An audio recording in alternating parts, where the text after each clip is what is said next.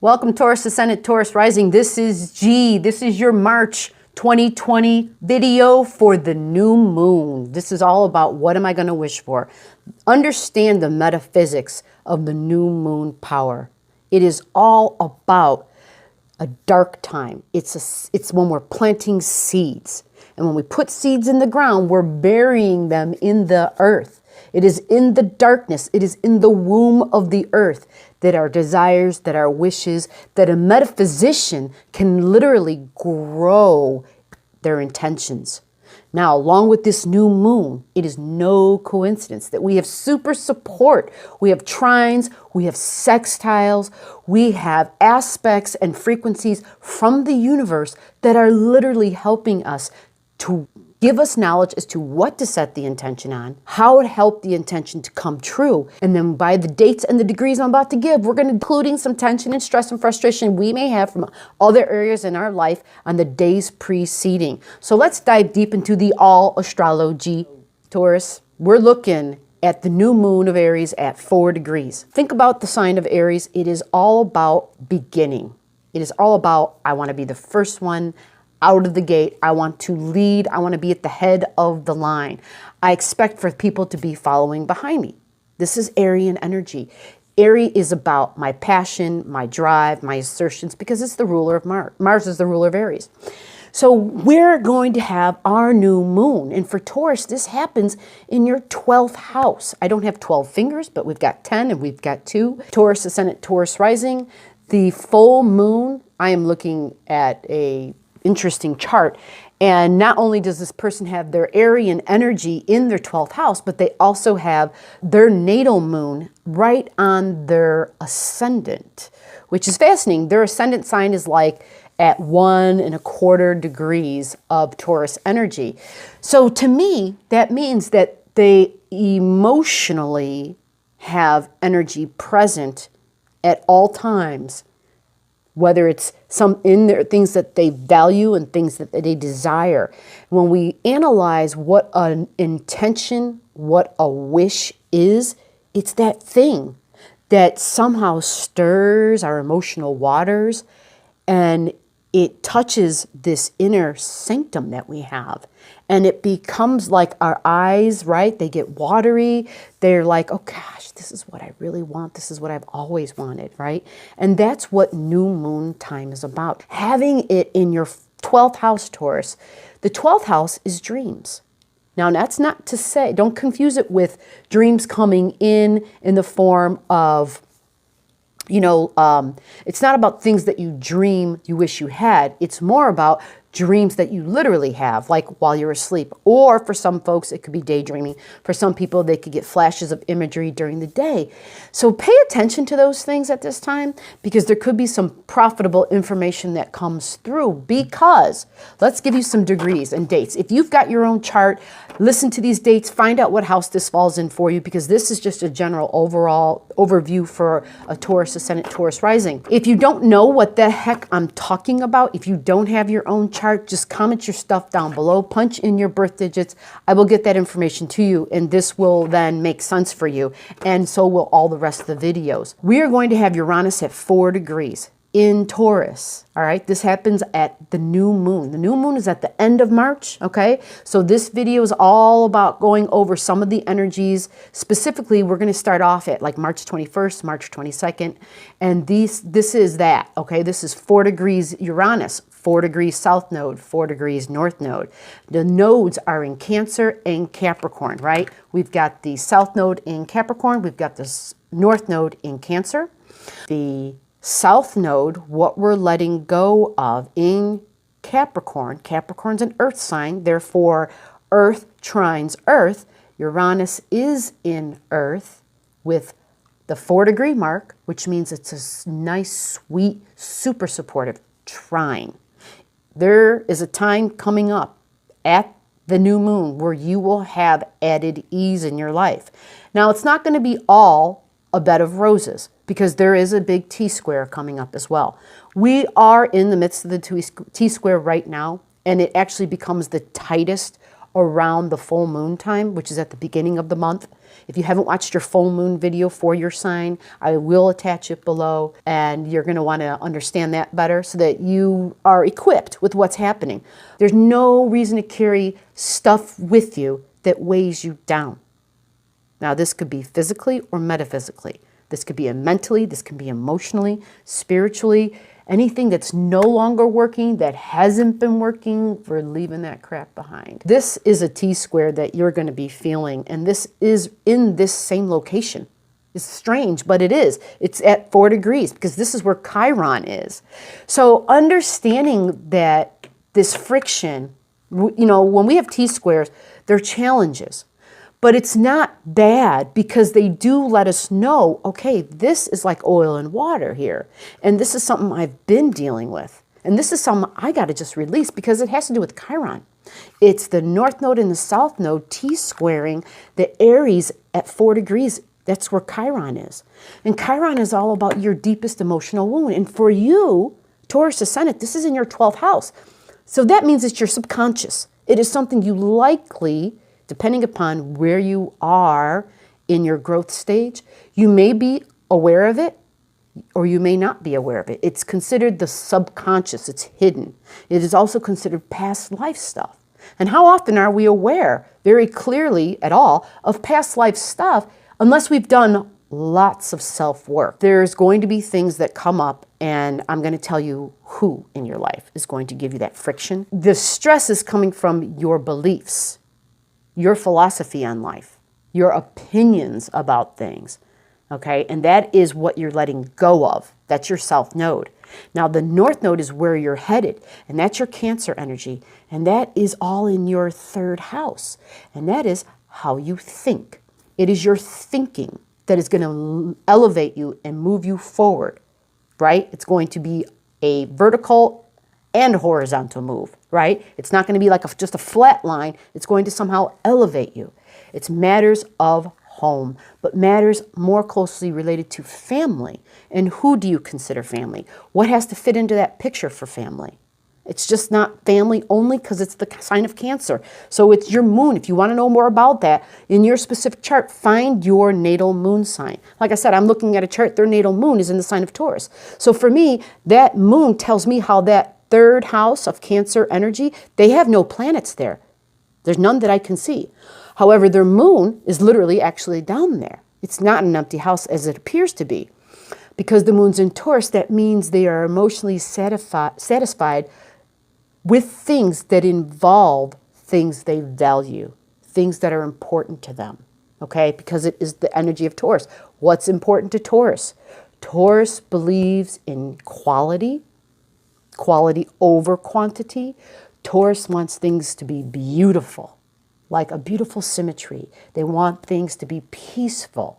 Taurus believes in love for everybody, really, on a really high level. It is a very has an altruistic vibe to it. It wants peace, not just for itself and its significant other, but for all involved, because its ruler is Venus, right? And Venus also rules Libra, the sign of marriage, the sign of compatibility and partnerships. You know, it's that sign where I'm committing to you and I will compromise for you. That is the Libran energy. But it is about being a diplomat in a sense, because peace, things being fair and equal.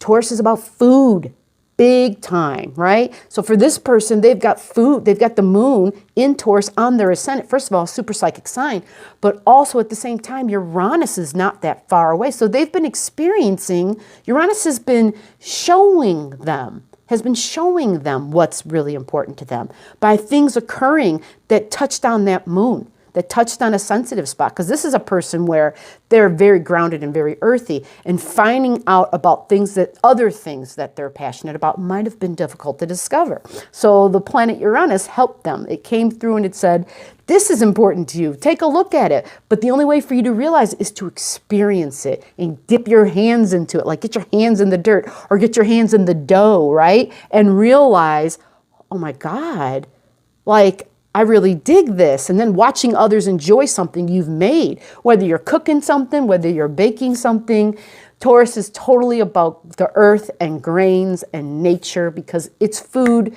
is of the earth, right? And so Taurus is going to love the earth and things that have to do with that. Gardening would be a big thing, right? That's where we get our vegetables. So now that tells me a lot about that person's third house all of a sudden. All those things I just like vomited all over the place, that was their third house. That means the third house is speaking, communication, business, commerce, the internet, networking with other people. All of that stuff in that first house with that moon is now in that third house because it is those things in this person's life where they're going to create an extended family in matters of food, in matters of sharing what you create with others. And it's in the house of that, number 3, Gemini, all about business and making some money. So this is beautiful. This is a supportive energy because that is where that is where the North Node is. That is the Cancer North Node at 4 degrees. It is sending a beautiful supportive sextile to the Uranus at 4. It is sending actually it's squaring the new moon energy. That is that square I told you about where it's going to be that third house. And that third house is siblings.